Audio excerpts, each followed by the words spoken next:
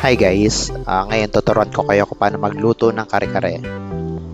Ito yung mga ingredients. Ayan, kalahating kilo ng pork pata, kalahati ng pork liempo, kalahati ng clove of garlic, dalawang red onion, pechay, sitaw, talong, puso ng saging, peanut butter, at aswete. Ito yung instruction para sa pagpapakulo lang ng baboy. Bali, pinapakuluan ko siya sa asin at paminta. Yung tamang dami lang para hindi maalat. Tapos hayaan lang hanggang lumambot yung karne. Tapos pag malambot na, papatayin natin yung apoy. Tapos wag natin itapon yung tubig kasi gagamitin natin yun sa sabaw ng kare-kare. Tapos nyan, magpainit na tayo ng kawali o kasarola. Ayan, lagyan natin ng mantika. Painitin din natin yung mantika bago magisa ng bawang sibuyas. Lagyan lang natin ng mantika. Kalat natin. Ayan, kinakalat ko, paikot. Ayan, hintayin natin uminit yung mantika. Tapos pag mainit na, ilalagay natin yung bawang. Ayan, mainit na. Lagyan natin yung bawang. Pag nagigisa ako ng bawang, hindi ganoon ka-brown kasi ilalagay ko pa yung sibuyas. Pag pinabrown ko masyado, masusunog na pag lagay ko ng sibuyas. Ayan, haluin lang natin para maging pantay yung luto. Ayan lang, antayin natin mag-brown. Tapos, ilagay natin yung sibuyas. Ayan, lagay na natin yung sibuyas. Haluin lang natin. Nilalagyan ko rin to ng konting asin pag nagigisa ako. Haluin lang.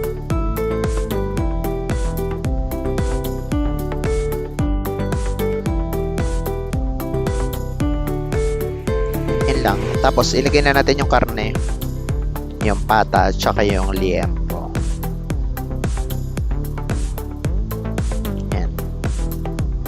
Lagay lang natin lahat. Pagkalagay natin, haluin lang natin to.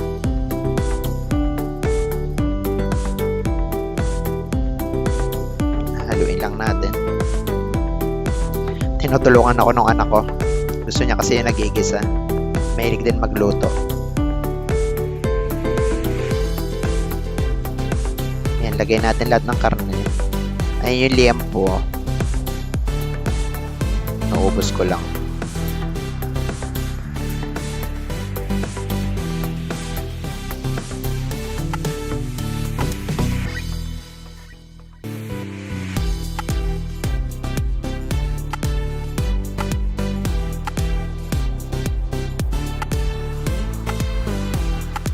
Yan, pag ubos na, haluin lang natin. Igisa natin. Yan, haluin lang natin ang haluin.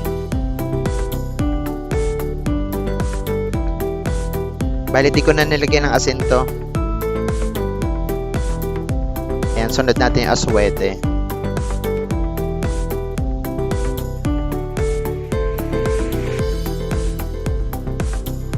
Ayan, gumamit ako strainer para hindi sumama yung buto.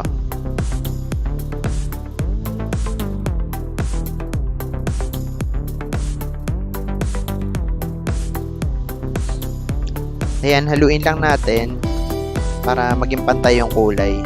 Bali, yung aswete, pampakulay lang to Kaya kailangan mapakuluan natin siya, maluto yung aswete. Kasi iba lasa niya. Haluin lang natin para maging pantay yung kulay.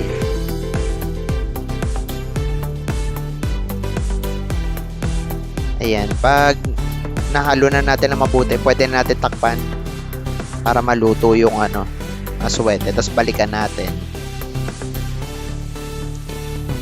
Ayan, luto na yung aswete. Ilagay natin yung puso ng saging. Ayan. Lagay natin lahat. Siguraduhin natin hindi kasama yung sabaw, yung pinagugasan. Ayan. Haluin lang natin ang haluin. Pero wag naman yung sobrang halo kasi baka madurog yung puso ng saging.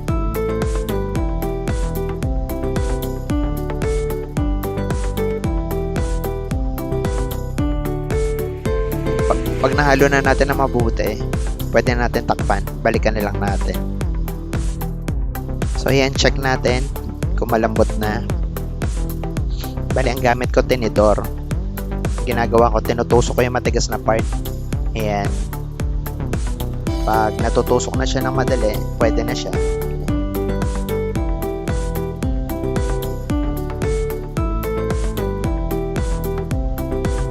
Ayan, check lang natin kung pwede na.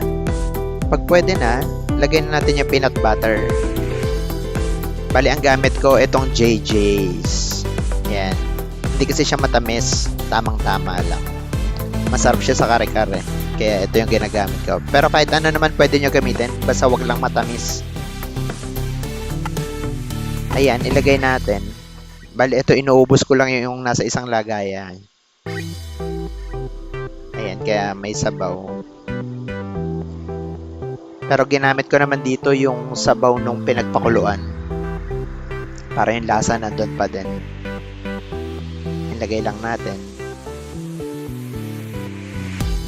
Tapos ayan, kalahating garapon pa nung JJ's peanut butter. Ilagay lang natin. Bali yung niluto ko marami ito kasi order to sa bangko. Ayan. Birthday kasi. Maliit yung lagayan ko pero ililipat ko rin naman, hatiin ko. Pakita ko mamaya. Ilagay lang natin yung peanut butter.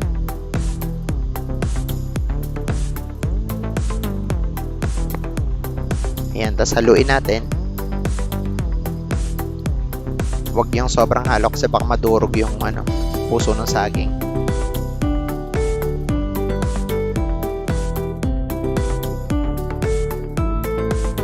Hinahalo ko lang siya ng mabuti kasi mabilis masunog yung peanut butter, lalo na yung nasa ilalim na part. Ayan. Hinahalo ko lang siya, hinahalo. Pero mamaya ilalagay na naman natin yung yung sabaw, kaya all goods yan.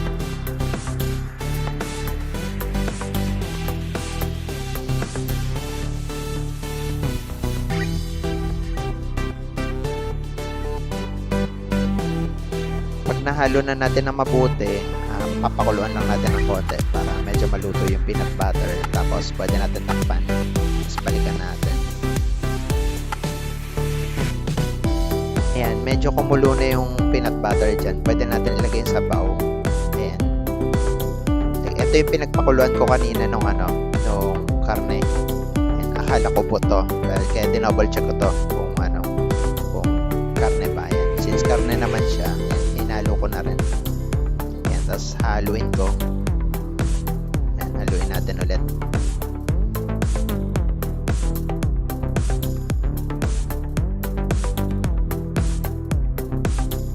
Huwag niyong kakalimutang haluin yung ilalim kasi para hindi dumikit yung peanut butter, kaya haluin talaga yung ilalim na part.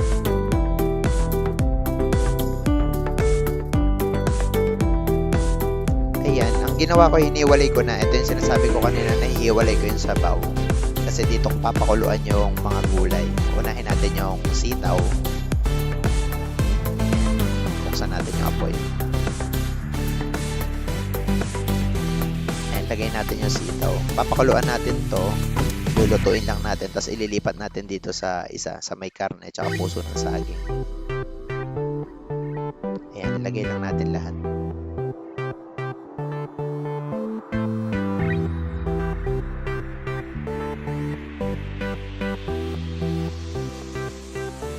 Pag nalagay na natin lahat, ilubog lang natin siya ng sa sabaw. Yan, para maluto. Tapos pwede na natin takpan. Ilubog lang natin sa tubig para pag kumulo, maluluto yung nasa sabaw. Yan, takpan natin. Ayan, tapos balikan natin pag luto na.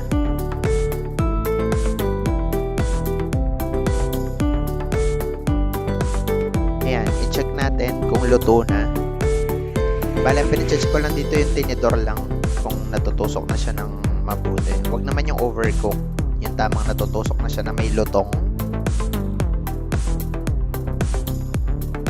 Dumigit yung peanut butter. Yan. Check natin. Tapos pag pwede na, ilipat natin siya sa kabila.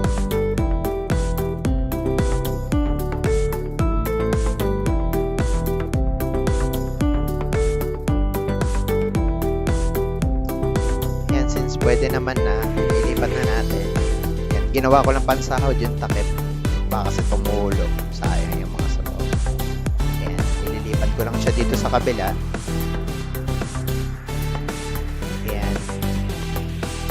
Lipat natin lahat.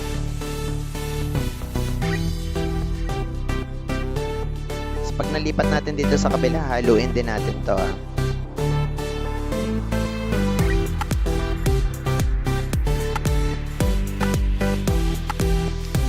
Etong may karne, yung pinaglilipatan ko, pwede naman nang patayin to, yung apoy, kasi luto naman na siya. Tsaka baka ma-overcook yung yung mga puso ng saging. Since mga luto naman na yung nililipat natin, pwede na natin siya patayin.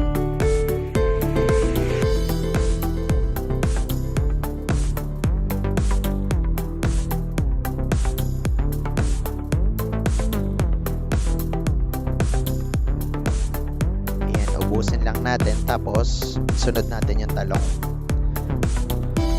Ito yung talong. Ganun din ang gagawin natin. Papakuluan din natin, tapos pag luto na, ilipat lang din natin siya dun sa kabila.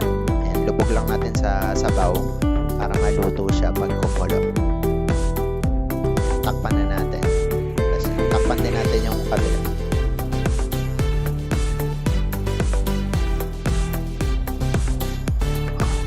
Huwag nga pala natin kalimutan haluin yung ilalim para yung peanut butter na hindi masunog. Ayan, haluin lang natin. Tapos takpan natin.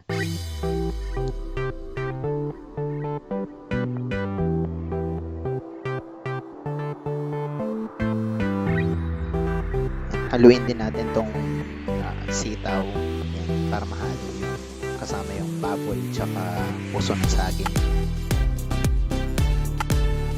Yan, haluin lang natin. Yung ilalim, wag natin kakalimutan haluin kasi yung peanut butter mainit pa kasi siya. Tuloy-tuloy yung luto. Ayan, haluin lang natin.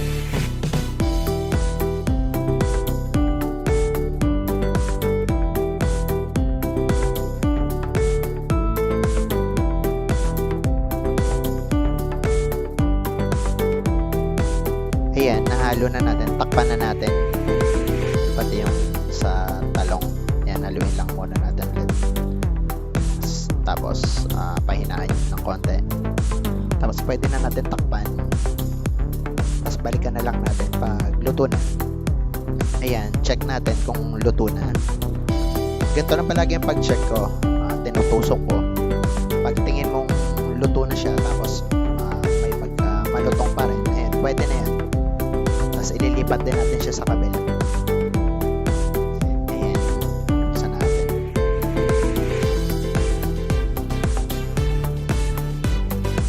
Ilipat na natin lahat.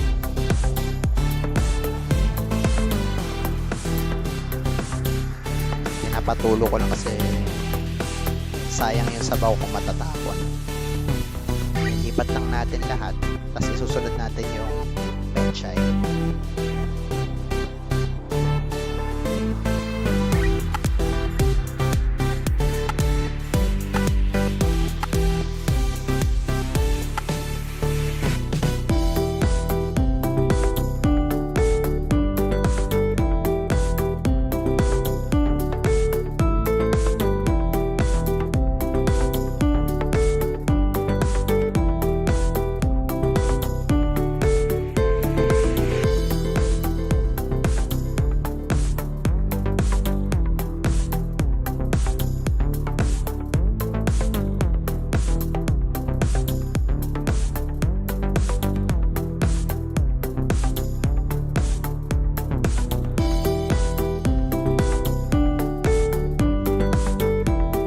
sunod natin yung pechay.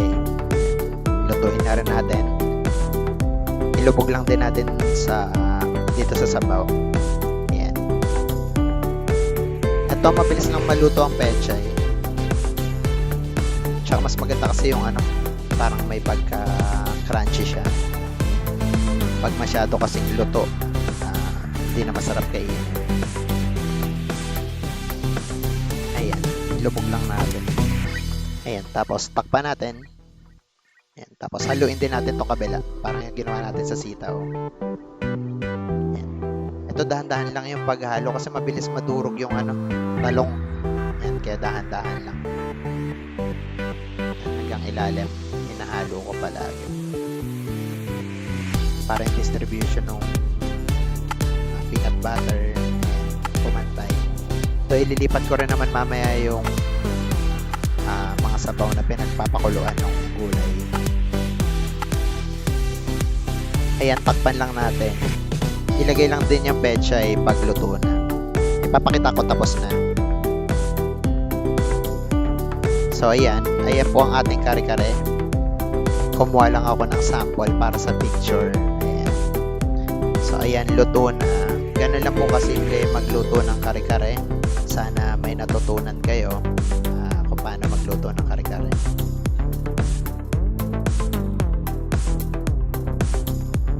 Salamat po sa panonood. Sana huwag niyong kalimutang mag-follow and subscribe.